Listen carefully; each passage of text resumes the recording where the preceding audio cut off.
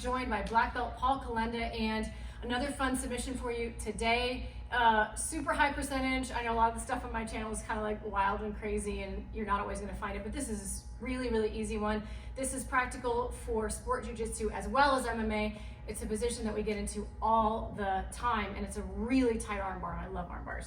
So basically, I've passed, or I'm in the process of passing Paul's guard.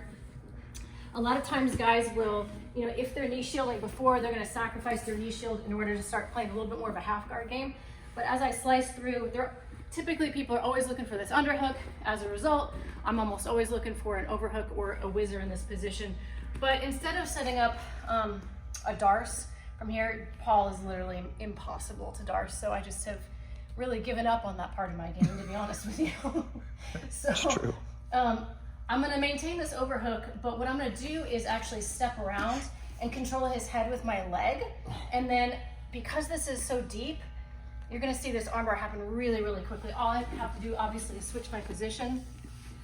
And look how deep this is. Like, I can actually get the armbar from this way, or I can sit off with more of a traditional armbar angle this direction. Super, super easy. Paul does not have the most flexible elbows in the world. Just this one. Just this one. Do you want to use your other one? No, we're good. Okay. All right, so I knee slice through. He goes underhook. I'm going to look to whizzer here so I don't get swept. Try to put some pressure on this leg. But then I'm going to look to step over and really control the rest of his posture by collecting his head with my shin. And then all I have to do is sit off. And because I collected it before I sat, there's a million different things I can do here. This, I can sit through for a normal armbar, whatever you got.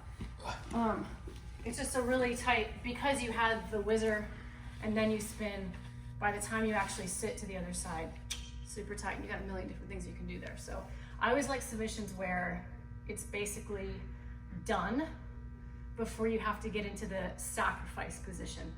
Because basically I'm taking myself from a top position to not being on top anymore. So I love knowing that that submission is 100% locked in before I make that move. Critical. So anything you want to add? It was good. I don't know why I'm out of breath.